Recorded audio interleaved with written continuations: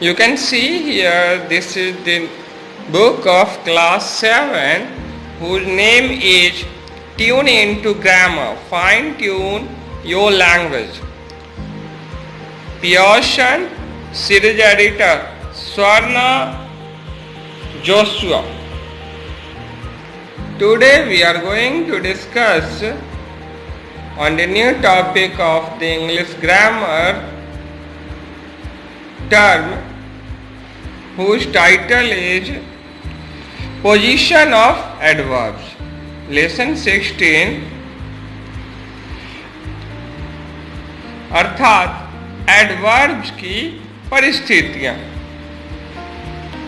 कहाँ कहाँ एडवर्ब स्थान ग्रहण करता है।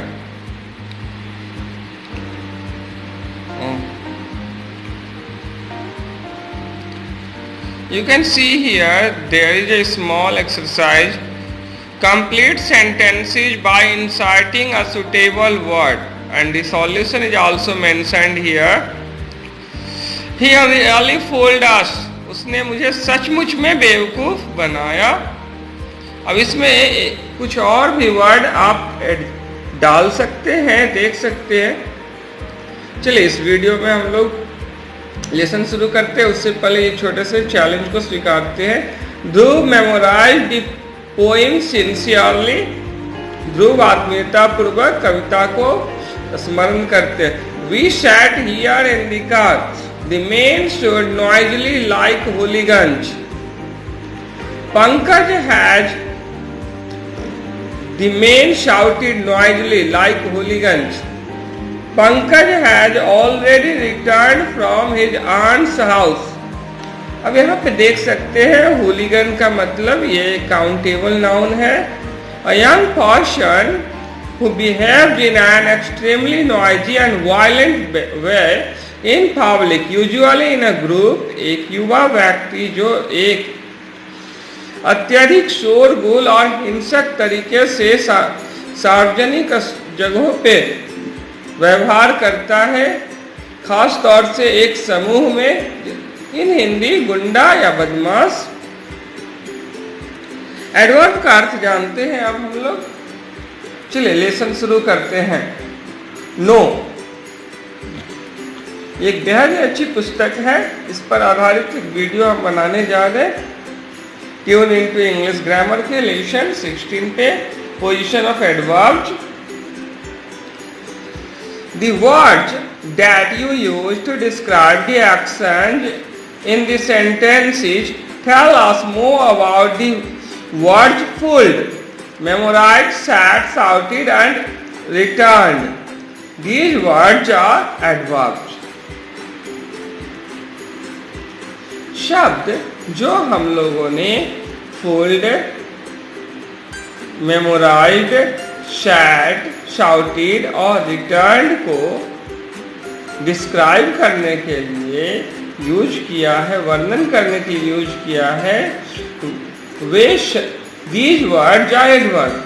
ये शब्द एडवर्ब है। You have learned that there are 9 kinds of adverbs। आप जान चुके हैं, सीख चुके हैं कि 9 प्रकार के क्रिया विशेषण होते हैं। These are adverbs of time. They indicate definite points and relationships in time and answer the question when. For example, adverb of time यानी कालवाचक क्रिया विशेषण। They indicate definite points and relationships in time and answer the question when. For example, अर्थात ये समय के निश्चित संबंध का बोध कराते हैं और कब प्रश्न का उत्तर देते हैं। उदाहरणार्थ, इट इज कोल्ड टुडे, आज ठंड है। कब ठंड है? आज। आई शैल मीट यू आफ्टरवर्ड्स, मैं आपसे इसके बाद मिलूंगा। कब मिलूंगा? इसके बाद। An adverb is a word that modifies the meaning of a verb, an adjective or other adverb. एक क्रिया विशेषण एक शब्द होता है जो एक क्रिया विशेषण अथवा अन्य क्रिया विशेषण की विशेषता बतलाता है, क्रिया विशेषण में किंचित परिवर्तन लाता है। A word that is used attributively and which qualifies the meaning of another word is known as a modifier.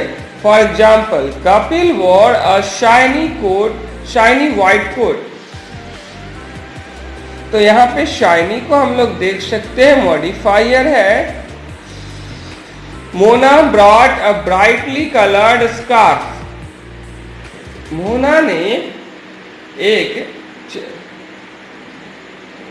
चमकीले से रंग वाला दुपट्टा खरीदा। Here shiny and brightly are modifiers and not adverbs.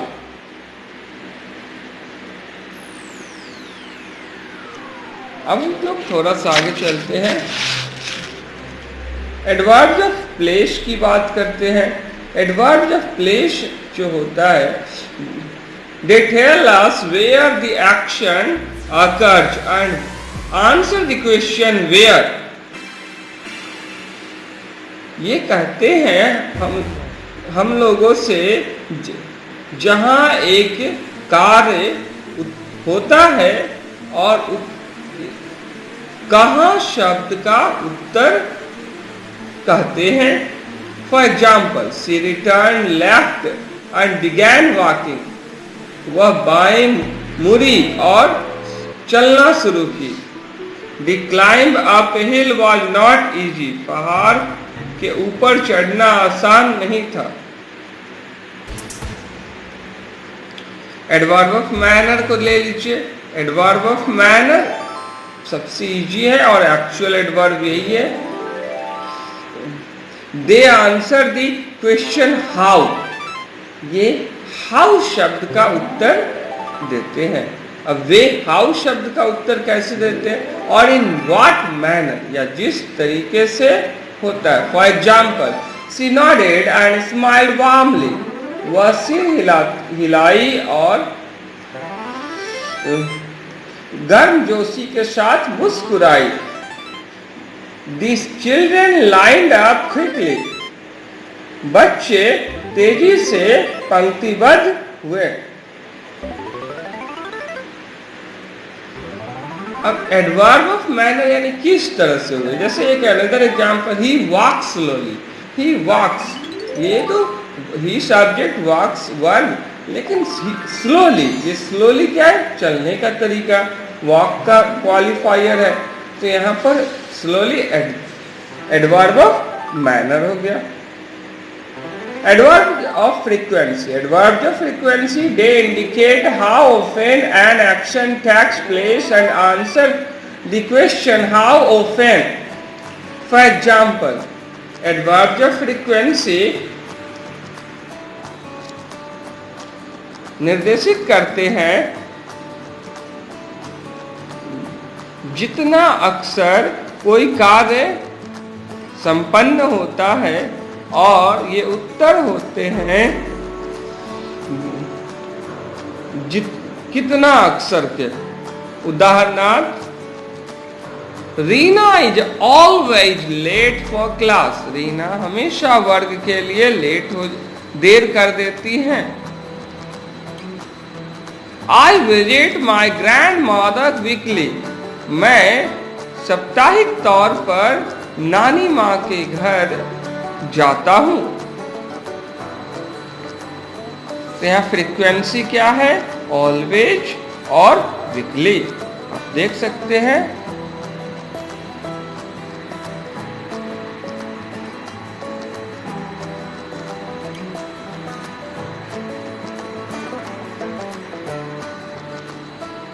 अब आगे चलते हैं, एडवर्ब्स ऑफ डिग्री और क्वांटिटी।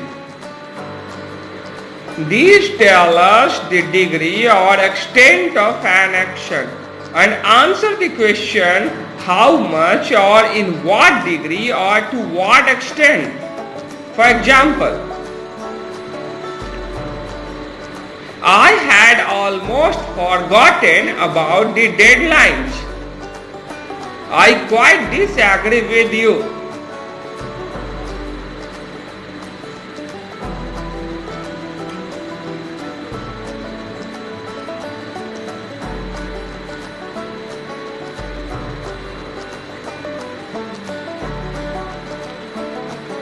एडवर्ब ऑफ, अब यहाँ पे देखिए किस हद तक या किस क्वांटिटी तक।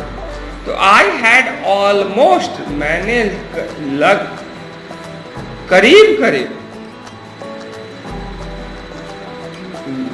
अंतिम तिथि को भुला ही दिया था।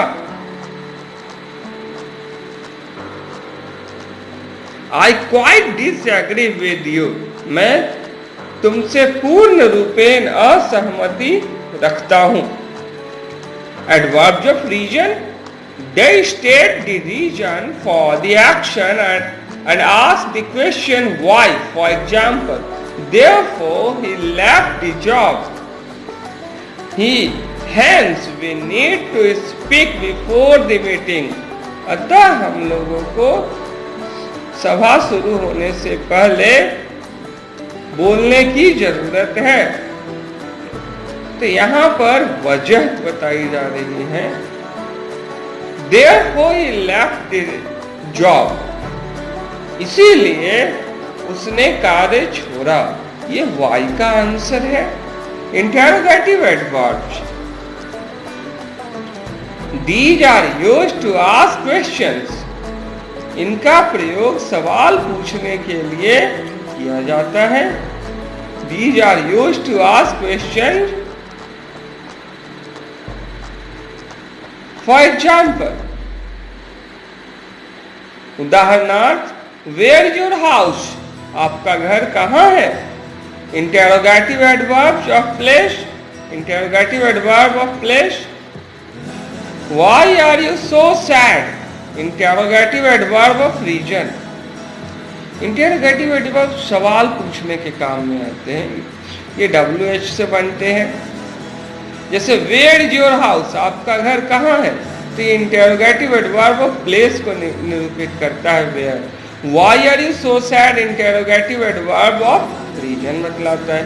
How many hour did you study, interrogative adverb of time को बतला रहा है। रिलेटिव एडवर्ब की चर्चा करते हैं हम लोग, तो रिलेटिव एडवर्ब को समझ सकते हैं। They join two clauses or sentences together and refer to the antecedent, region, spot and time. For example, that is the spot where she fell. वह वही स्थान है जहां वह गिरी थी। तो यहां पर स्पॉट के लिए वेयर आया है, तो ये इस वेयर जो है रिलेटिव एडवर्ब है, रिलेशन शो कर रहा है स्पॉट के साथ। The reason why he quit is not known, वजह जिस कारण से वह छोड़ा मालूम नहीं है। तो यहाँ पर वाई जो है ये दी रीजन के बदले में आया है, तो यहाँ पर दी रीजन का ही अर्थ दे रहा है। तो ये हो गया relative adverb, where relative adverb. और याद रखिएगा कि ये रिलेटिव एडवर्ब जो है अपने पहले आने वाले एंटीसीडेंट के आधार पे ही निर्धारित होते हैं कि ये सिंगुलर है या प्लूरल है। कई जगहों पे प्रोनाउन के रूप में हो तो, और यहाँ पे ये ऐड करने के कार्य को करते हैं। थोड़ा सा देख लेते हैं, यहाँ पे शेष है। Some adverbs and adjectives have the same form but are used differently. कुछ एडवर्ब्स और एडजेक्टिव के रूप समान होते हैं लेकिन इनको अलग अलग तौर से उपयोग किया जाता है। उदाहरणार्थ, ही ड्राइव्स अ फास्ट कार। तो यहाँ पर फास्ट एक कार के पहले आया है, तो एक विशेषण के तौर पे यूज हुआ है। कैसा कार? तो फास्ट कार। तो ये एडजेक्टिव है। ही ड्राइव फास्ट, ही ड्राइव, वह चलाता है या गाड़ी हाँकता है, वह हाँकता है। अब कैसे हाँकता है? फास्ट। तो ही ड्राइव फास्ट, यहाँ फास्ट हो गया एडवर्ब, चूंकि ड्राइव की विशेषता है, क्रिया की विशेषता। Anita gave a quick reply to their question. अब यहाँ पे देखिए, क्विक जो है वो एडजेक्टिव है। अनीता बी क्विक, बी की विशेषता है क्विक क्रिया की, तो यहाँ ये एडवर्ब हो गया। थोड़ा सा हम लोग आगे चलते हैं इसी में। Read these sentences, you will certainly fall sick of you don't eat and sleep on time. आप निश्चित तौर पर बीमार पड़ जाएंगे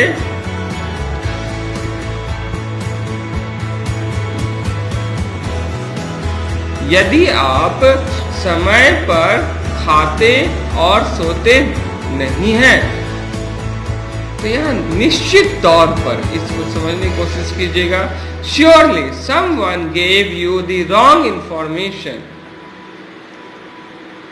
अवश्य ही या निश्चित तौर पर किसी ने आपको गलत सूचना दी।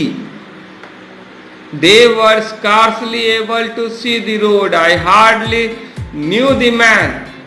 इन सभी वाक्यों को देखे, मैं मुश्किल से उस आदमी को जानता हूं या शायद ही उस आदमी को जानता हूं। They were scarcely able to see the road. वे मुश्किल से उस सड़क को देखने के योग्य थे। The words certainly, surely, scarcely and hardly are adverbs of affirmation. Adverbs of negation are no, not, etc. For example,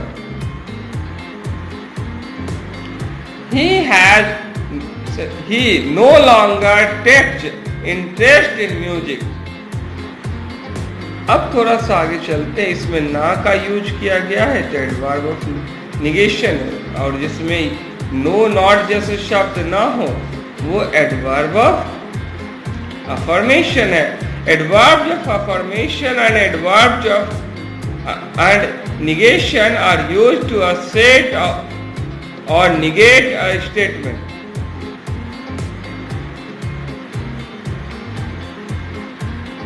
formation of adverbs. तो फॉर्मेशन ऑफ एडवर्ब्स को आप देख सकते हैं। मोस्ट एडजेक्टिव, एडवर्ब की रचना कैसे होती है इसकी चर्चा करेंगे।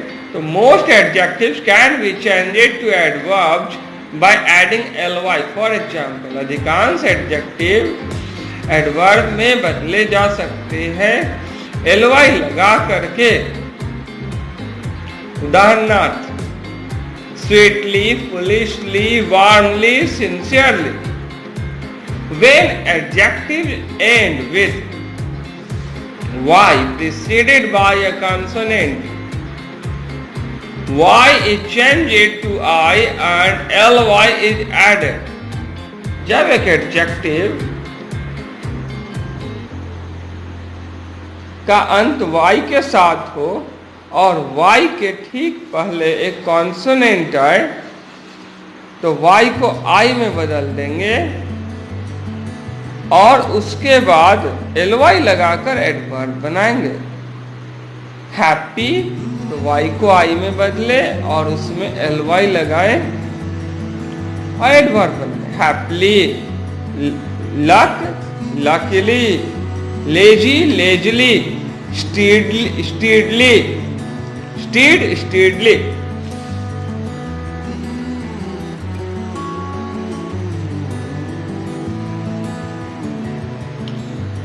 When an adjective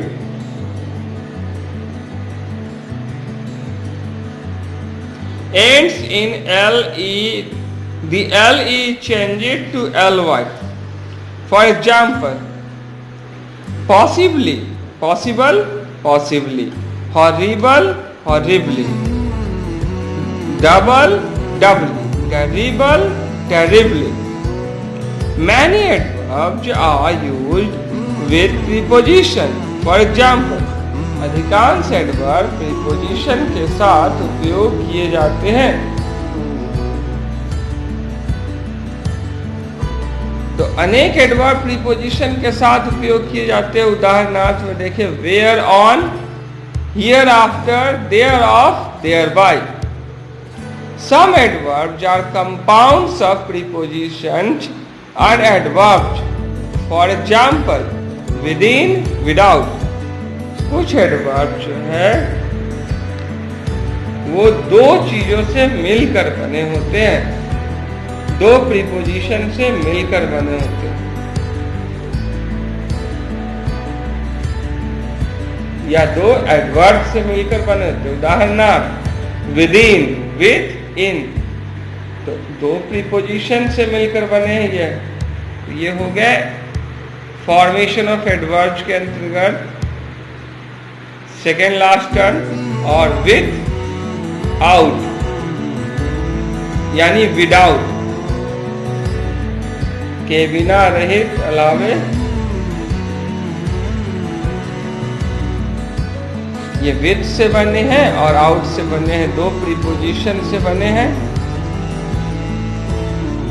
Sometimes two adverbs go together. For example, कभी कभी दो एडवर्ब एक साथ जाते हैं, जोड़े में होते हैं।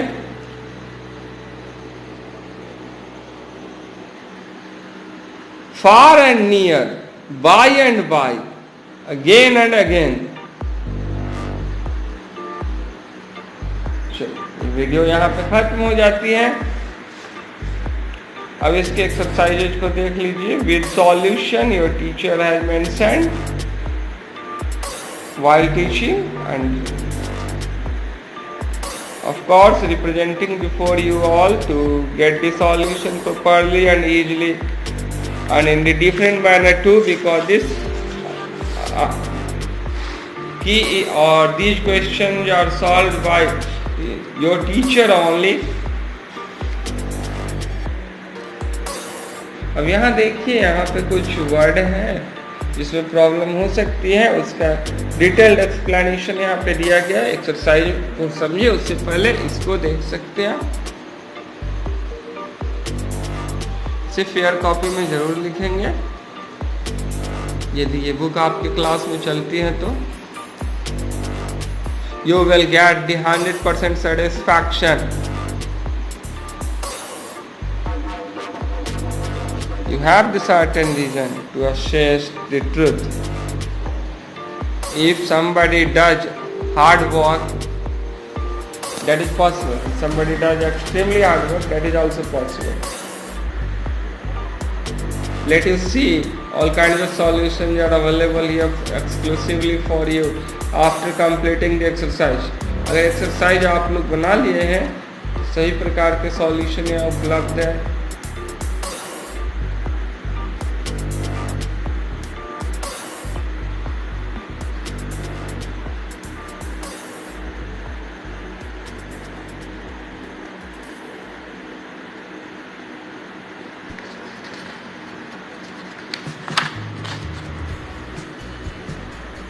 अब इन्हें भी देखें।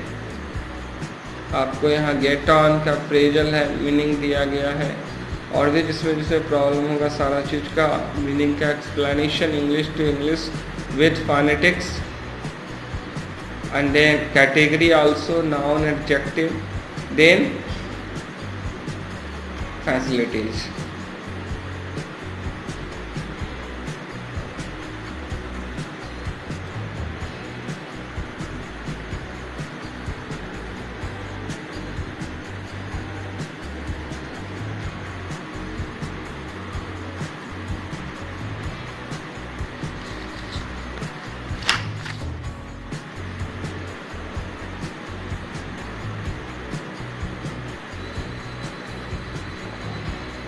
Here in set number C, set of question number C, you can see, and after writing with the help of the given concept आप स्वयं भी ट्राई कीजिए सॉल्व करने की, अगर लिख ले तो उसके बाद सर के द्वारा दिए गए आंसर को देखेंगे, पहले कॉपी में लिख कर खुद से बनाने की कोशिश करेंगे। I think this video will be supported and encouraged by all of you like the previous one.